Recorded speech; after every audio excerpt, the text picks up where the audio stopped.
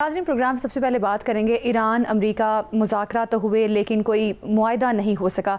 लेकिन सदर ट्रंप की जानिब से कहा गया कि मुज़ाकरात मुस्बत रहे और इवन HRCP की रिपोर्ट्स जो हैं उनमें भी यही कहा गया कि मुज़ाकरात मुस्बत रहे। ईरानी डेलीगेशन ने भी इस बात की तरफ इशारा दिया है कि मुज़ाकरात पे कुछ पॉइंट्स पर डेडलॉक जो है वो बना है, लेकिन कुछ पॉइंट्स पर अमेरिका ने भी अग्री किया। अब ये सारा मामला क्या है, इस सारे मामले पर बात करते हैं। Air commodore retired Khalid Chishti दिफाई तज्जियाकार हमारे साथ मौजूद हैं। खालिद चिश्ती साहब, बहुत शुक्रिया आपके वक्त का। किस तरह से देख रहे हैं? मेरा ख्याल है कि ये एक बहुत बड़ा चैलेंज भी था, दोनों कुव्वतों को साथ में बिठाना, और मुज़ाकरात को मुस्बत भी कहा जा रहा है लेकिन कोई हतमी नतीजा नहीं निकल सका, कोई मुआहदा नहीं हो सका। और सदर ट्रंप की जो लेटेस्ट स्टेटमेंट है उस पर भी उन्होंने कहा है कि मुस्बत रहे मुज़ाकरात, लेकिन न्यूक्लियर प्रोग्राम पर वो डिसएग्री रहा अमेरिका। तो किस तरह से देख रहे हैं ये जो डेवलपमेंट हुई एक दो दिन में? बहुत शुक्रिया ज़ैनब आपका और इमरान साहब, आपने इनवाइट किया। देखिए, मैं तो अभी तक बिल्कुल मुझे मायूसी नहीं हुई। उसकी वजह ये है कि ये एक जंग थी जो 40 दिन से चल रही थी। 47 साल से ये एक टेबल पर नहीं बैठे थे, और 40 दिनों में आपने देखा कि super power backed by Israel एक डाइवर्जेंट अपने मिलिट्री ऑब्जेक्टिव के साथ आए थे ईरान को एक सबक सिखाने या एक नेगोशिएशन का लीवरेज लेने के लिए।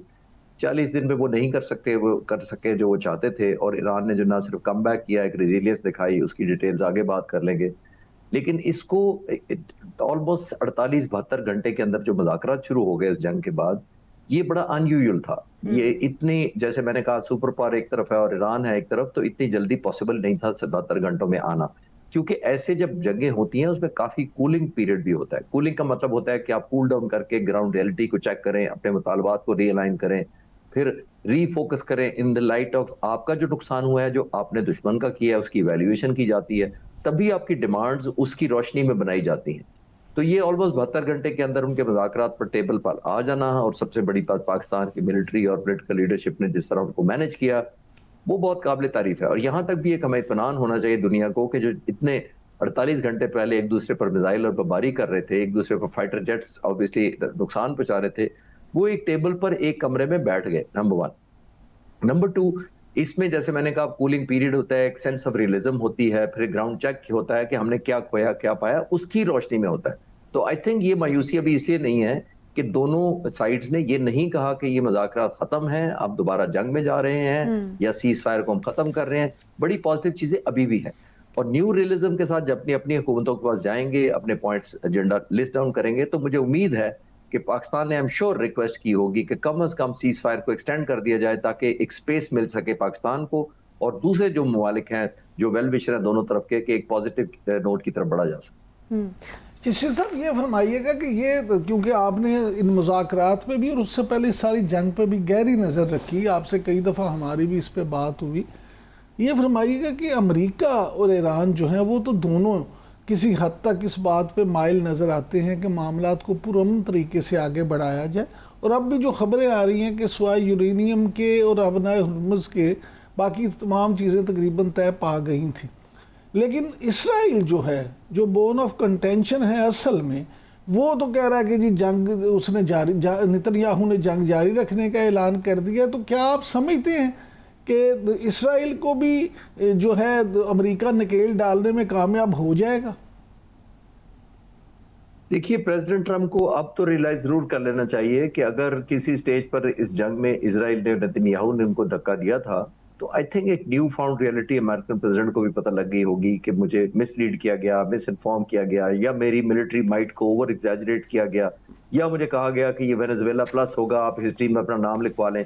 और ये भी कहा गया कि आपको नेटो की, यूरोपियन यूनियन की, किसी मुल्क की जरूरत ही नहीं है, क्योंकि फिर तारीख में बहुत सारे नाम आएंगे, तो इसमें तो क्योंकि आपने ईरान फतह कर लेना, तो आप अपना नाम ही लिखवा लें। ये इजराइल नहीं किया था बुनियादी तौर पर, नंबर वन।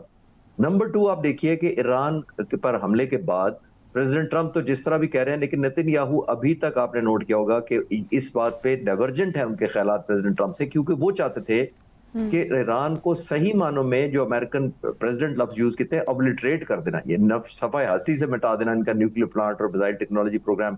वो नहीं हो पाया, और वो क्यों नहीं हो पाया उसमें भी डाइवर्जेंट है। अमेरिका की मुझे लगता है कि ज्यादा इंटरेस्ट है न्यूक्लियर नॉन प्रोलिफरेशन या उनके प्रोग्राम को रोल बैक करने की। वो चाहते हैं कि अगर ये नहीं होगा तो मिसाइल टेक्नोलॉजी तो इतनी खतरनाक रहेगी नहीं, क्योंकि न्यूक्लियर टिप मिसाइल नहीं होंगे उनके पास। इजराइल चाहता है कि अगर ये न्यूक्लियर बना भी लें तो मेरे मुल्क तक डिलीवरी ना होनी चाहिए, उसके लिए वो चाहता है कि सारी मिसाइल टेक्नोलॉजी को रोल बैक किया जा सके। तो दोनों के डाइवर्जेंस यहाँ पे है। अमेरिका का फोकस न्यूक्लियर इंस्टॉलेशन या प्रोलिफरेशन है, इजराइल का है कि ये जो बैलिस्टिक और क्रूज और हाइपर मिसाइल फायर हुए हैं, जो ऑलमोस्ट 1600 किलोमीटर का फासला करके कुछ 6 मिनट में पहुंच गए इजराइल, इनका प्रोग्राम रोल बैक किया जाए, और उसका ही उनका वो फोकस है। तो आई थिंक ये डाइवर्जेंस है। एक और नेतन्याहू पर बहुत प्रेशर डेवलप हुआ है। उनके ऑपोजिशन लीडर का मैं आज बयान पढ़ रहा था तेल अवीव में, उन्होंने कहा है कि नेतन्याहू सबसे ज्यादा डिजास्टरस हमारा लीडर हुआ है जब से इजराइल वजूद में आया है। और फिर उन्होंने ये भी कहा है कि यहाँ पे खून और डेड बॉडीज हैं, तो हमारा टेक होम क्या है, यानी हमने क्या खाया खोया पिया है, इसके अंदर क्या पाया क्या है, इस पूरी जंग के अंदर 40 दिन के अंदर नेतन्याहू ने हमें क्या लेकर दिया है। सवाए प्रोमिसेस के मिलिट्री ऑब्जेक्टिव नेतन्याहू ने कोई भी हासिल नहीं किया। तो एक एलिमेंट ऑफ फ्रस्ट्रेशन तो उनमें है कि उन्होंने कोई ट्रॉफी अपने लोगों को अभी तक नहीं दिखाई। तो वो प्रेशर आई थिंक एक जो परसू करेगा प्रेसिडेंट ट्रंप को कि नहीं आप कंटिन्यू रखें, वो एक एलिमेंट होगा।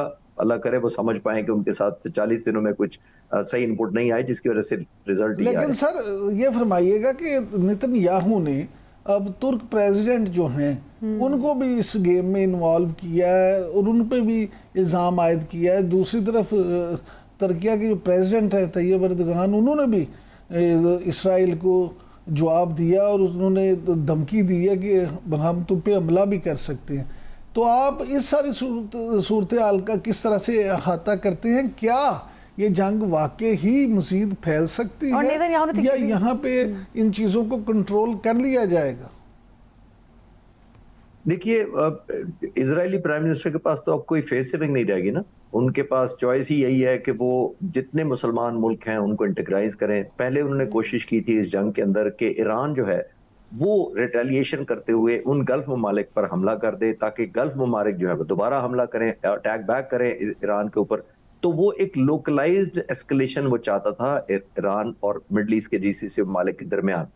इसीलिए आपने नोट किया होगा कि जब ईरान ने उन मिलिट्री बेसिस पर हमला किया तो पाकिस्तान और पाकिस्तान की मिलिट्री क़यादत ने बहुत परसुएड किया उन मुल्कों को कि वो हिट बैक ना करे, क्योंकि अगर वो हिट बैक कर देते तो ईरान के हाथ में एक और एलिमेंट ऑफ लेजिटिमेसी आ जाती कि क्योंकि इन अरब मुल्कों ने मुझ पर हमला किया है तो मैं भी अब फ्रीडम के साथ पूरे उन मुल्कों पर हमला करूंगा।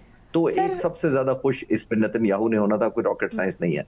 तो ये वो चाहता ही यही है कि मुसलमानों के मुख्तलिफ ममालिक, चाहे वो रीजनल के हों एक्स्ट्रा रीजनल, उसको ये भी पता है कि पाकिस्तान को बहुत इज्जत मिली है, और पाकिस्तान के बाद एक और मोस्ट रिस्पेक्टेड मुल्क जो मिलिट्री माइट भी रखता है वो तुर्की है।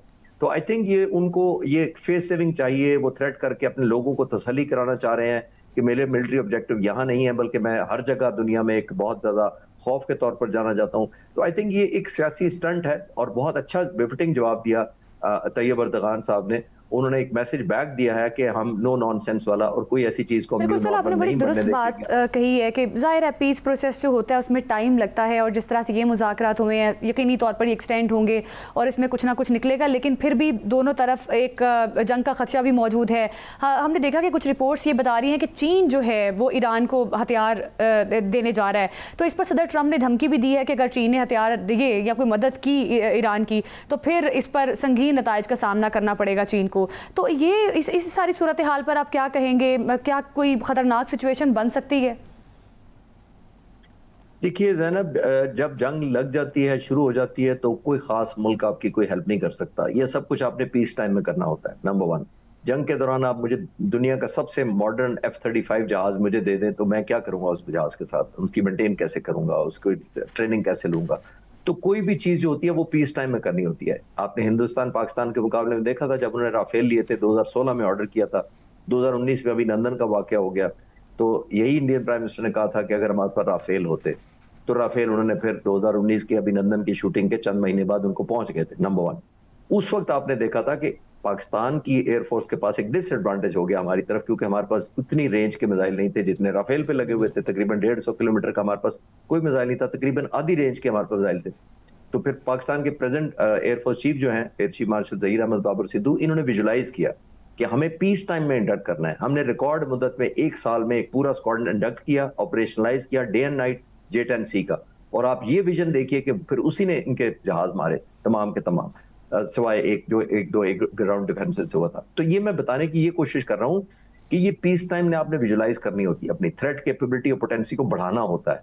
जंग के दौरान वो मदद दे भी दे चीन, डेफिनेटली शायद दी भी है उन्होंने, लेकिन मेरा ख्याल है कि ये जो पॉज हुआ है इसके अंदर कोई ऐसी मिलिट्री टेक्नोलॉजी नहीं हो सकती जो आप ट्रांसफॉर्म कर लें।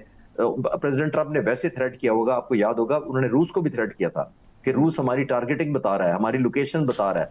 जाहिर है मेरा ख्याल अभी भी यही है कि चीन और रूस ने कम अज कम प्लॉटिंग, मैपिंग, लोकेशन और सैटेलाइट पिक्चर देने में बड़ी मदद की है। इसी वजह से मैंने देखा है कि जो ईरान ने हमले किए हैं खासतौर पर इसराइल पे, और फिर जो रिविजिट किया अपने स्ट्राइक्स को, वो बड़ी पिन पॉइंट एक्यूरेट थी, क्योंकि उनको पता लग रहा था कि हमने लेट्स से इंस्टॉलेशन या इंफ्रास्ट्रक्चर को तबाह करना है तो 70% तबाह हो गया, 30 रहता है। तो ईरान ने जबरदस्त तरीके से उसी 70% को हिट किया था। इसका मतलब है उनके पास कोई तो अपडेट आ रही थी। इसराइल में तो तमाम सीसीटीवी फुटेज तक को बंद कर दिया गया था, रोड साइंस को, जो सेफ्टी कैमराज है उनको बंद कर दिया गया था कि कोई डिस्ट्रक्शन बाहर के मीडिया को पता ना लग जाए। तो ईरान को मदद तो हो रही थी इनडायरेक्टली किसी ना किसी ममालिक।